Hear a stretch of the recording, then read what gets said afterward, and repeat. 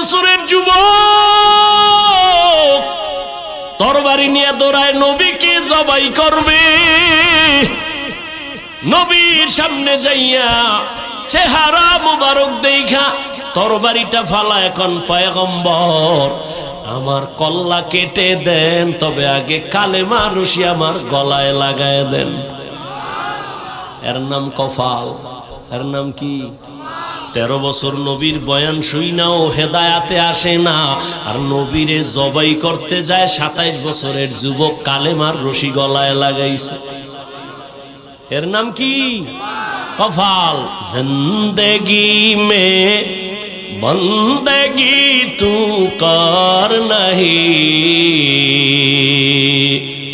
জিন্দেগি মে বন্দেগি তু কর নহি, জিন্দেগি বে বন্দেগি